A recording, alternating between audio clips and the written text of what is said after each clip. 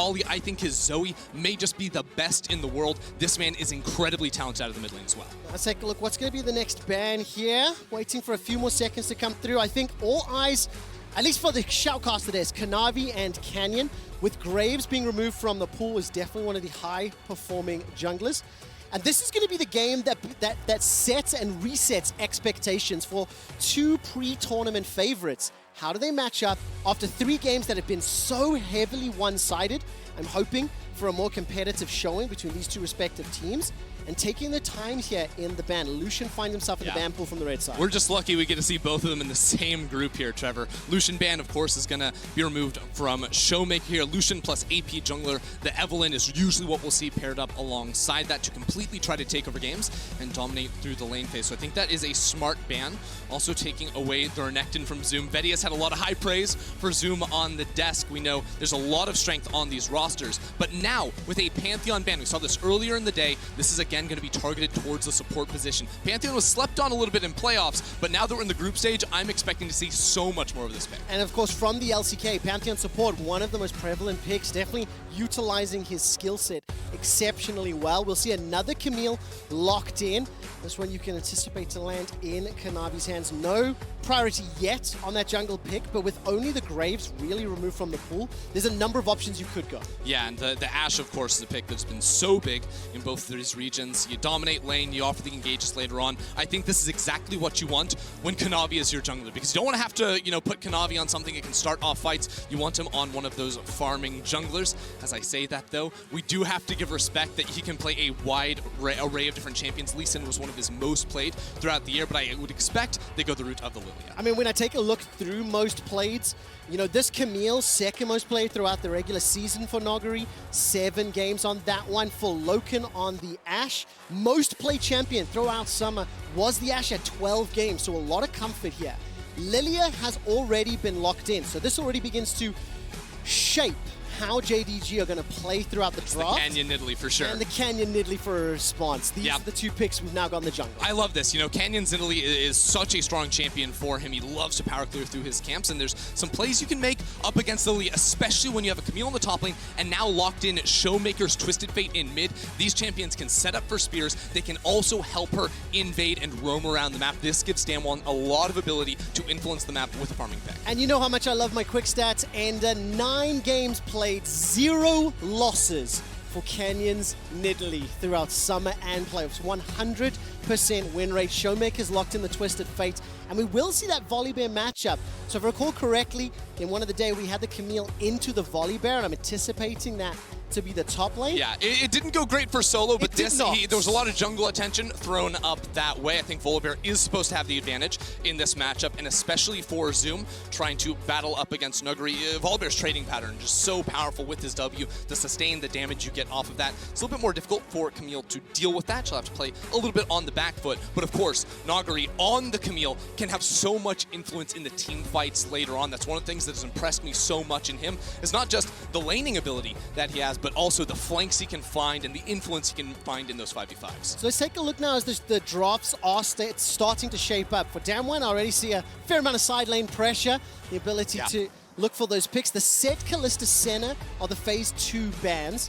And over on the side of JDG with the Volibear, Ashe, and Lilia, a little bit more maybe a death ball starting to build up, and we'll see what direction they go with these phase 2 picks. Yeah, this is going to be a comp from Damwon, I feel like, that really can try to take the game. And some of the plays I've seen from Damwon, they are a very smart team. I know JDG get a lot of credit for being a very intelligent team, but Damwon will sort of pull you to one area of the map, and then all of a sudden Twist Fate ports the other way, right? So you can bring them down into a dragon area, or you drop a Herald them in, then all of a sudden you're porting into top, and they make these very quick-paced moves.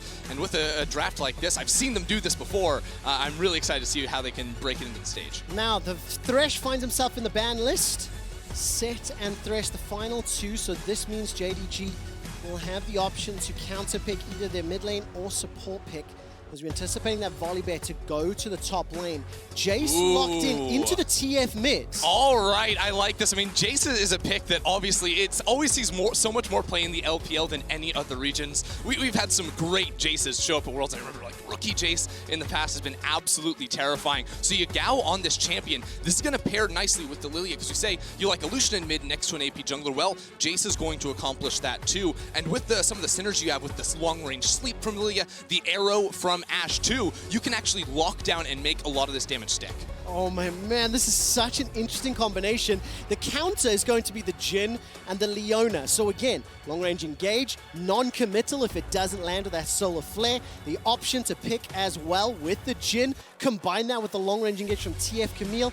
And now there's going to be this counter pick or the option to run something into Leona down that bottom lane. Look, Damon's comp is just built for Canyon to have these spears land every single time. Make sure you can get him to his first item and then pair alongside your teammates. And both teams work so well, junglers plus supports, and how they can roam around the map. Bot lane pressure is also going to be a big deal. Whenever you have these more farming-oriented jungle picks, it's about the supports. Those are the players that can really influence the rest of the map with roams towards mid. So I think Ashe Nautilus into the Jhin Leona too. Whoever can get out of that lane first and try to show up around mid is going to be a big deal.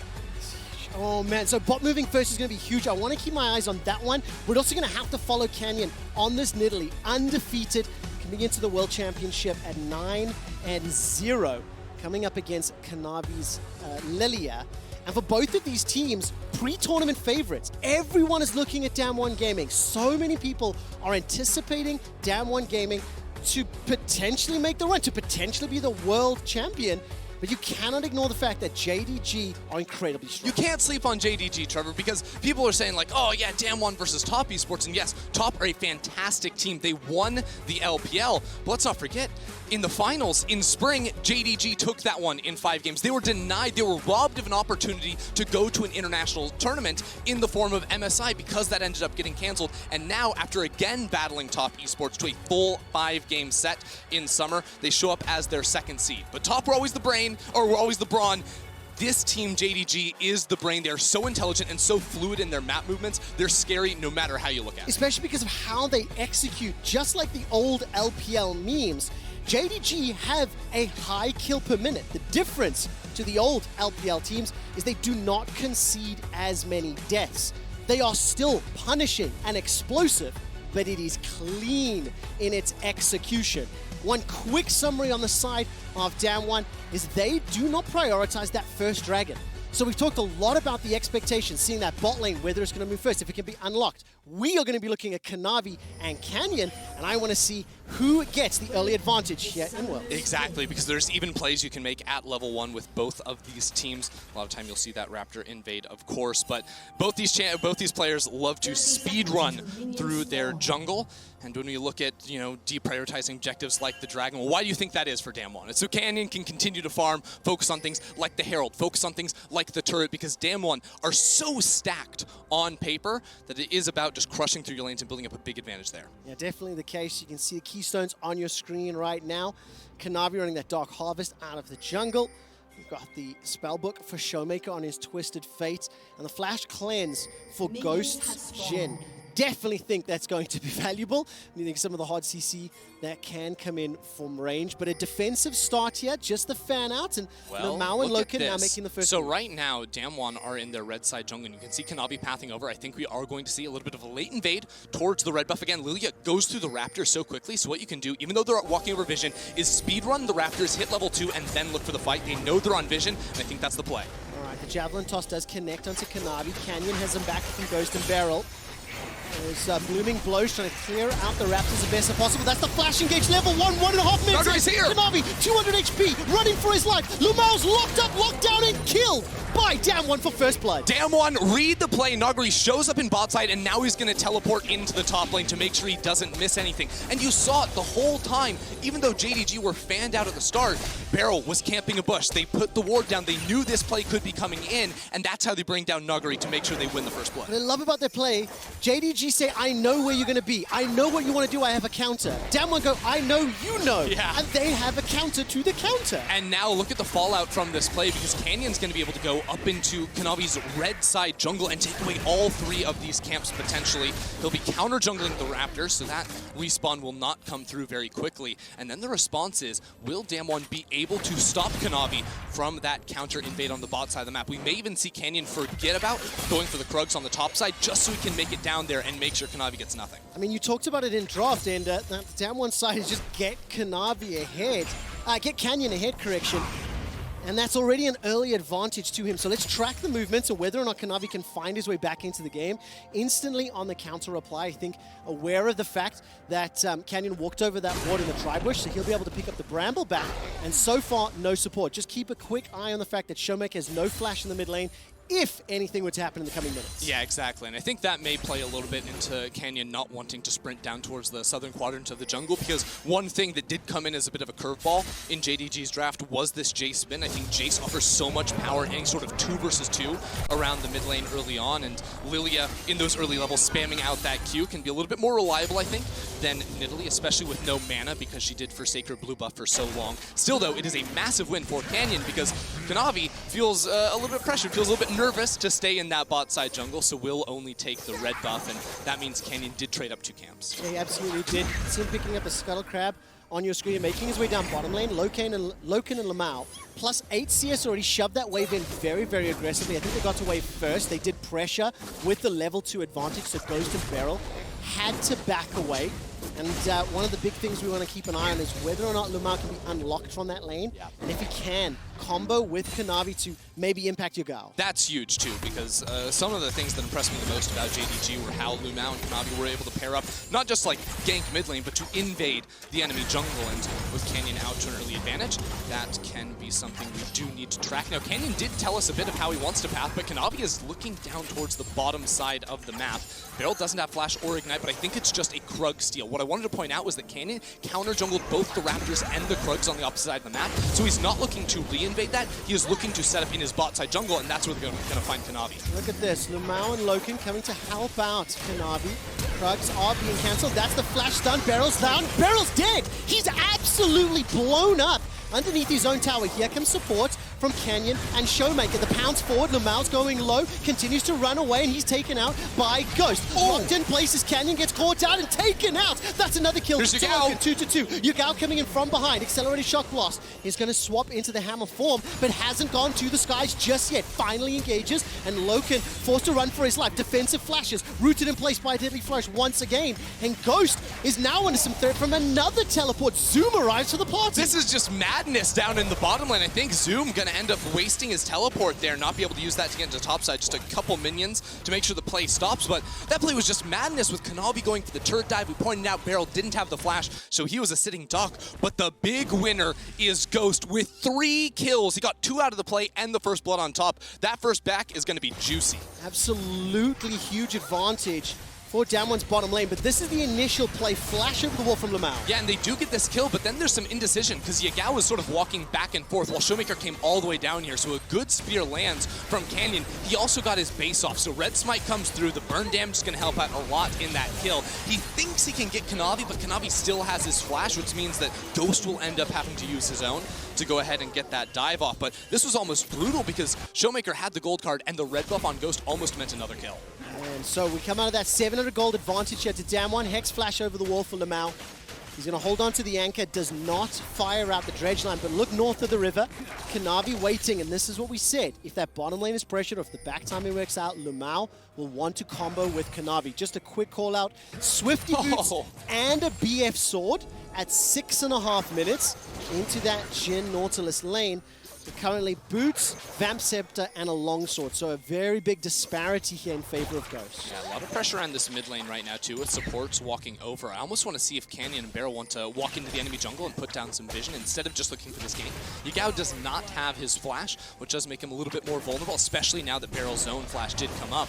But against a little bit surprising here, Canyon going for this Drake very early. Yeah, definitely non-traditional from what we've seen out of Damwon Gaming, who have historically throughout the LCKs kind of foregone or given up that first dragon, prioritize the farm, get a little further ahead. In terms of first tower, they're actually 40 seconds quicker than the LCK average at securing the first tower.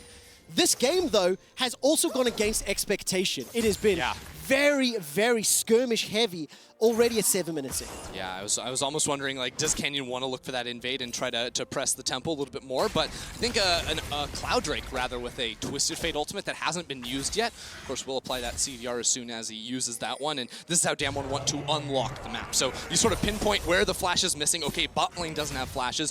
Nagri's teleport is going to be up in the next 45 seconds to a minute here. Can we set up a play around the bottom side of the map? Especially because Jhin, Leona offer you so much hard CC, and maybe even time that around a moment when you see Kanavi on the top side of the map with his own red buff respawning. These are the things that Damwon is going to be thinking about, especially as now Canyon goes to that invade to take away the blue buff. There's no flash for Loken, no flash for Lamau if that play comes out. Ender, a lot of power to be made. However, no teleport for Zoom, 50%, a little closer for Nagri. Exactly. Nagri just walked in and put a ward on the red buff. So this is exactly what I was talking about, is you see Kanavi go for that red buff, Nagri has teleport. Well, you can just dive that bottom lane. Those traps you can teleport to if you're Nagri. So this is, I mean, Kanavi is going to have to get down towards this bottom side because with that ward, they actually saw him pathing up. So Nagri should know that he's in the area. And you can remember that Zoom teleported to that bottom lane skirmish. They ended up being a 3v3, 4v4 at one point.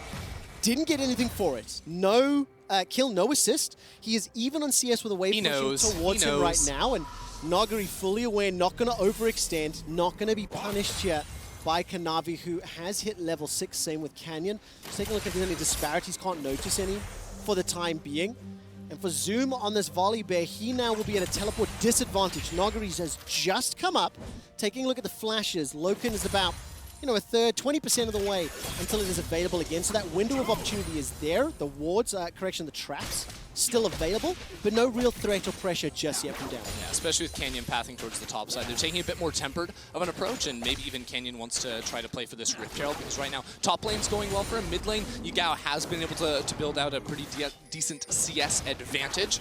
But if you see JDG commit down towards bot side, Canyon can just sprint through these objectives on his own. And there he is. There we go. So Canyon, 64, creeps thus far to the 50, even on gold, even on levels. I can't quite see the gold. He'll get his flash available in just a moment. And the tempo of the game has slowed down. After that level 1 invade, and then the bottom lane team fight, both teams have kind of hand-shook and started farming away. Yeah, I think he's close enough on this that he's going to be able to take it down, but Kanavi walking through is almost a bit rough there, helping get mid lane push, but the smite does come down, and Canyon will pick that one up. So now, what I'm really curious for, because I saw, I can't remember, it was a game earlier in the season, Damwon literally played this comp with the Twisted Fate plus the Camille, and they get a Rift Herald, and that's asleep actually. It absolutely is. The accelerated shock blast does a lot of damage, but Barrel's nearby, gets the Zenith, but Kanavi is blown up. Boom! That's the support jungle we were talking about. Barrel pathing into the topside jungle a little bit unexpected there. The TF ultimate does go down, but this is what Damwon love to do. I mean, it's what JDG love to do. It's about getting inside the enemy jungle and playing for your junglers. That's such a focal point for both these squads. I'm genuinely at a loss for words. The full combo from Nidalee with the javelin toss into the pounce takedown did so much damage, and Canyon's not done yet. Jumps onto Zoom, who's locked inside the baby cage. Defensive flash comes out. Now javelin toss, if it finds its target, there is some threat, but a big wave that can get pushed into the tower. JDG doing a bit of damage control now, moving the rest of the team towards the top side, except for Loken. Big Spear connects onto Zoom, though. I'm not even sure they're going to be able to make this fight work. All right, accelerated shock blast just to clear out the wave. That's a flash forward into the depth charge. That's a root connected onto Nagri. He's locked back by the depth charge, and now he continues to run for his life. Side steps away from the swirl seed, and Showmaker flash available. Locks down Lamau. Look at the spear, big damage coming in, and Barrel is on the roam. Zoom is going to have his teleport up soon, but it might not be soon enough with Barrel on the way. Solar Flare is available here for Barrel. There's a lot of long-range tools on the side of Damwon, but they will be content with the tower, with the plates, with the Rift Herald being summoned, and a reminder that this was the Damwon special coming out of the LCK. They have the fastest first tower by 40 seconds in comparison to every other team. And something that we were talking about the Damwon players was their ability to accelerate the game, their willingness to jump into the faces of their opponents, and primarily it's been led by Canyon. A little bit different this time around, as it's Ghost has been the beneficiary of all of the kills today. Yeah, he got a bunch of that down in the bottom lane, but now, I mean, Damwon have just done such a good job from the level 1, I feel, throwing JDG off of their rhythm a bit, because one of the things that I think JDG is so good at is reacting on the fly to anything you throw their way. They're very fluid in their decision-making, but from the level 1, Damwon getting the first blood, then counterattacking the bot lane, Canyon has had the lead in the jungle matchup. You can see that is a full level for him now, and on top of these objectives, it is just ballooning into more and more and more here for Damwon. Yeah, two dragons secured in 12 minutes, 2 more to go until the soul. JDG are starting to fall behind, and this is leaning towards the advantages of the 3 previous games we've seen. JDG, on the other hand, they do have a lot of pick tools in their arsenal. The Ashe, the Nautilus, long range from Kanavi on that Lilia, and now there's a threat of a dive onto Logan. Difficulty is it's so hard for JDG to play through any side lanes because of the Camille plus Twist Fate combination, because Camille locks you down for long enough for the port to come in, and that is really, really tough to handle. Their best bet is more playing inside their jungle, playing around, hitting the TF as opposed to going opposite lanes, because Nagari is so slippy, you're not going to be able to catch him out. Double sleep.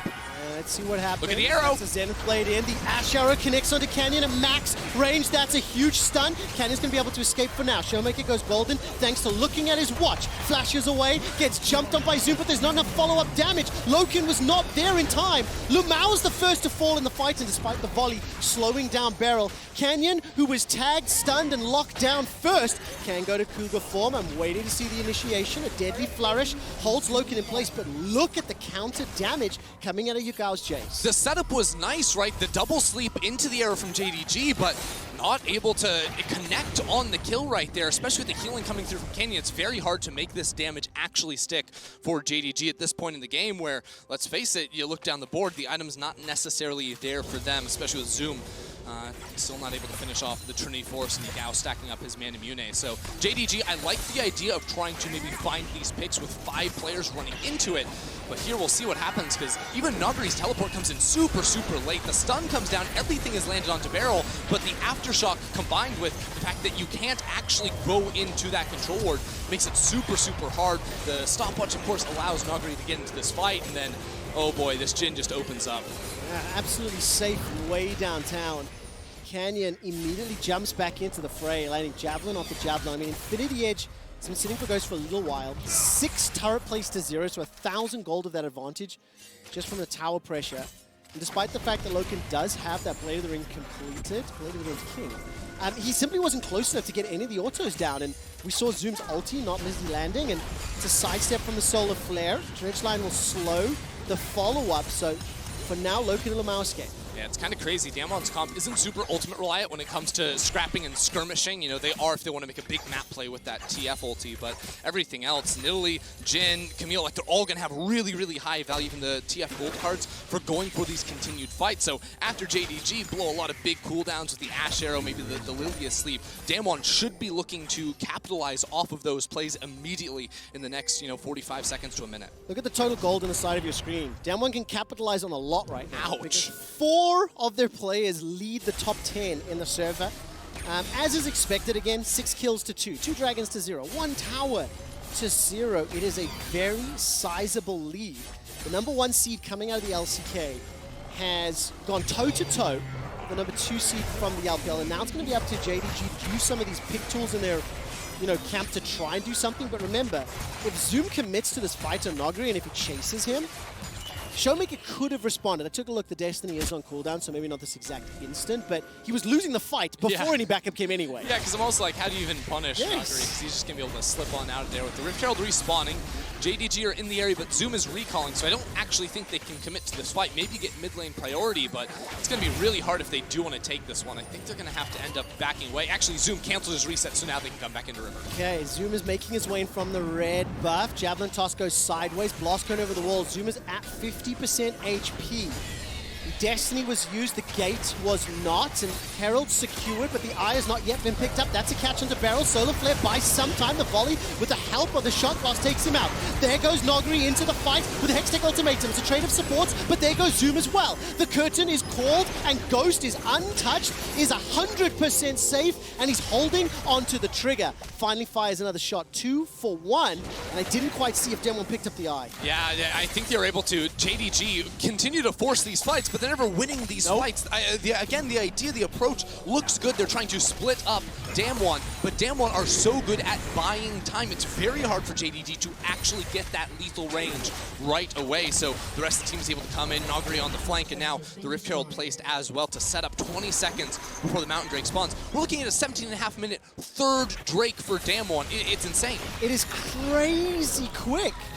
The number of dragons that have been secured this early in our first 3 games of groups, the level of domination that we have seen from a team that gets ahead, they snowball that exceptionally well.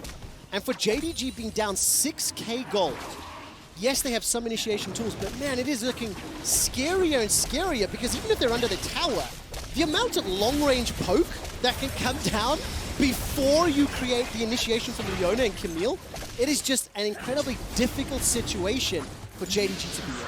JDG are, again, running down here, I think, trying to look for a pick because Damwon weren't able to reset after picking up a lot of gold in the Herald and the mid lane turret, but I almost wish JDG were trying to respond on the opposite end of the map. They keep running towards Damwon, even though they are behind, and now they will get some damage down on this mid lane turret. There isn't a ton of wave clear, but there is enough to keep this one alive, I feel. All right, Beryl waiting in the wings. The ultimate available, as is the flash. JDG back away instantly, still unable to secure their first tower, and this is a replay of the initiation onto Beryl. They do get the kill, but it falls apart immediately after. Yeah, I mean, they jump onto Beryl, and again, Aftershock buys him so much time. This flank, though, Nogri comes in from the side, they're able to burst down Lumao. Top laner also falls into play, and I mean, what are you going to do when Canyon can just heal, stopwatch, now he has his Zonias, and then heal again because it's back off of cooldown? That is just so insane. Yeah, really, really is. And Zoom on that volley bear is just not having a great game. The Zoom... well, they're fighting bot lane, Trevor. They absolutely are. Zoom is going to get taken out here. Hextech Ultimatum locked down under the tower. And that was the TF Camille combo. Yes, this is what I've been talking about. I've been waiting for now. Canyon's going to solo kill Yagao in the top lane. The jungle gap has now become the Grand Canyon here for Canyon himself. He has the Zonias completed, and he's just solo killing soul laners. That's ridiculous. Now, this is what we anticipated out of Damwon Gaming. The brute force, the ability to just press your advantage. They pushed the towers, they pushed the dragons. They responded to JDG's invade, both at their red buff and again in the bottom lane, and this is the solo kill. He thanks Showmaker for the vision on Jay's just okay, I don't think I was on the ward, ends up getting killed. The red smite makes it super, super difficult. And now that the mid lane tower has fallen as well, all the jungle camps on the map belong to Damwon, and this is where you're going to see the gap really start to get big. It's now 2 levels between Canyon and Kanavi, and it's not really Kanavi's fault at this point because there's not much pressure on the map. It is very easy for him to just lose Gromp camp, Krug camp whenever these side lanes push forward. And when you look across the levels, small advantage for Showmaker. 13 to 11 right now. I imagine Yagao will hit 12 soon. A dredge line from Lamau gets him to safety, which was good. But Ghost, by the way, rapid fire cannon picked up to complement the eye edge. Lichbane is with Showmaker for a couple of minutes. It's now an 8,000 gold lead with 2 minutes until Mountain Soul. And despite the flash into the Zenith Blade, Beryl finds his man. The curtain call with the help of Beryl's Ignite manages to find another. There is some damage coming back as at least there's a kill onto Beryl, but it simply does not matter. Damwon Gaming ace JDG, and at 20 minutes and 40 seconds, start the barrel. It is a complete statement of a game here from Damwon. People came in to the group stage like Damwon versus JDG, like these are potential tournament favorites. Maybe they meet again in the finals later down the road. Damwon are saying, no, we're gonna take care of them in 20 minutes. This game is just over. This is the opening game for Damwon at the 2020 World Championship, and they are making a hell of a statement. After being invaded on at level 1, they bounce back, punch back, and I love the Zenith Blade catching Kanavi on the flash. Yeah, I mean, it's just clean right there. Kanavi, not much to be done, and we're at a point where it's like, Damwon top, you really, 5 games? It took you 5 games to take care of these guys? Because honestly, Damwon are putting on a clinic in this game right here from start to finish, from countering that level 1 invade, which again, I can't stress, was clean, to now we're at a point where Ghost is about to hit 3 items on this Jhin and just end this one. Can't wait to see what the Chinese fans have to say about this performance thus far. But it is interesting because it is best of one. It's the opening game on opening day, right? So we still have many, many more games to play through. But Damwon, with the exception of picking up an early dragon, are playing to expectation. Kanavi gets jumped on by the Hextech ultimatum. It's a fight on multiple fronts as Kanavi's already out. Loken goes down and Ghost is able to escape. Yagao to the skies, hammer down, manages to get a kill onto Ghost and picks up the shutdown. Yagao will lose his life as it's donated to Showmaker. 1, 2, 3, 4 for 1. 19 kills. Kenyon's on the hunt and he found the Nautilus. He has indeed. He's going to be able to Hex Flash over the wall if I looked at that correctly. And Canyon, can he hunt down Lamau? He's chasing. Looking for it. Can't find him yet. The Observer Vision toggle is fantastic. Meanwhile, his team is just ending the game looking for 2 inhibitors here. I don't think the recall is going to come in soon enough for Lamau.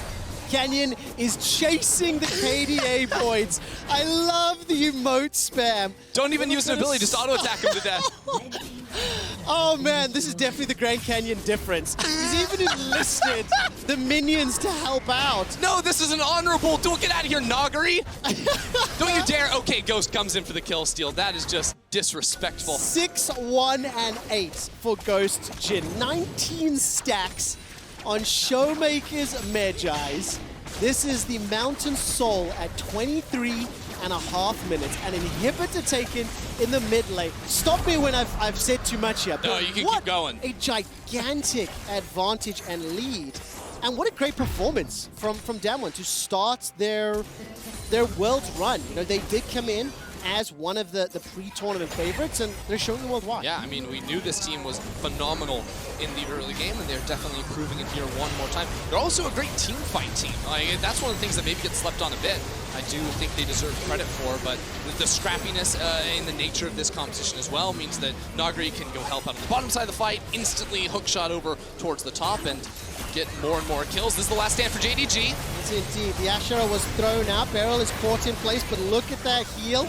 Canyon helping out as well, and Beryl literally walks away. 5 members of JDG hammering down, and he does not care. That's Zoom dead, Loken dead, Lamau dead. Who's next? It will be Yagao, and finally Kanavi. He gets caught out. Can he get Canyon? And yes, he does. That's 1 for 5. The triple kill secured by Showmaker. The Nexus turret will fall, and Damwon Gaming obliterate JDG to start their Worlds run. Damwon Gaming. You know, this team was an exciting team when they came in last year to the World Championship. They were bringing a new style. They were trying to play the early game, and they made it all the way to a quarterfinals, Trevor. And it turns out, if you make a key roster change in the bot lane, if you give them an entire year, they will become the best team in the LCK and the fastest team the LCK has ever sent to Worlds, and Game 1 proved it. Absolutely the case. Fantastic, fantastic performance. All I can say is, damn, son, that was a hell of a game. For JDG, on the other hand... I was supposed to say, damn, Juan. Yeah, I know, it's going that way, but I thought it was too obvious, you know, trying to play with it.